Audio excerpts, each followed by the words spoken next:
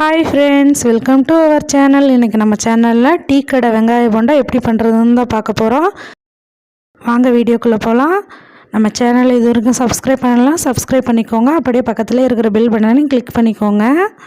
இப்போது நான் ஒரு 4 பெரிய வெங்காயம் நீல வாக்கில் நறுக்கி வச்சுருக்கேன். அது கூட கொஞ்சமாக உப்பு சேர்த்துக்கிறேன். அப்போ தான் வெங்காயம் நல்லா தனித்தனியாக பிரிஞ்சு வரும். அதுக்காக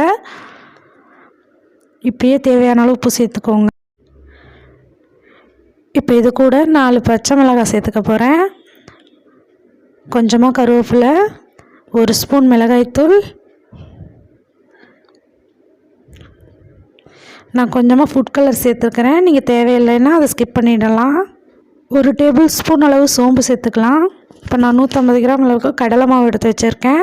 டீ கடை போண்டாவில் மைதா மாவு கூட சேர்த்துக்குவாங்க, ஆனால் நான் மைதா மாவு சேர்த்துக்கல, கடலை மாவு தான் சேர்த்துக்கிறேன். இப்போ இதை நல்லா மிக்ஸ் பண்ணி விட்டுறலாம். நல்லா பிசைஞ்சிக்கோங்க. தண்ணி ரொம்ப ஊற்றிட வேண்டாம்.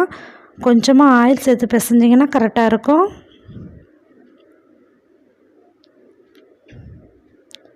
இப்போ நல்லா பிசைஞ்சாச்சு. இது ஒரு உருண்டையாக பிடிச்சி வச்சிடலாம்.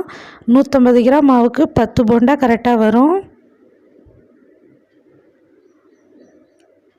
உங்களுக்கு எந்த ஷேப்பில் வேணுமோ அந்த மாதிரி பிடிச்சி வச்சுக்கோங்க.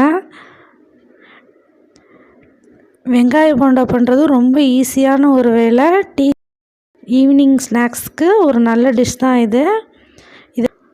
ஸ்டவ் ஆன் பண்ணி அடுப்பில் ஒரு பாத்திரத்தில் எண்ணெய் ஊற்றி ஹீட் பண்ணிக்கலாம். எண்ணெய் நல்லா காஞ்சதும் ஒவ்வொரு உருண்டையை போட்டு பொரிச்சு எடுத்துக்கலாம். 4 நாளாகவே போட்டுடுங்க. அப்போ தான் ஒன்றோட ஒன்று ஒட்டாமல் வரும்.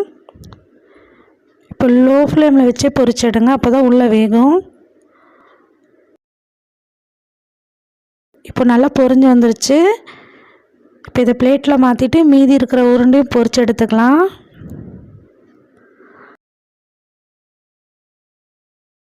ரொம்ப ஈஸியான வேலை இது.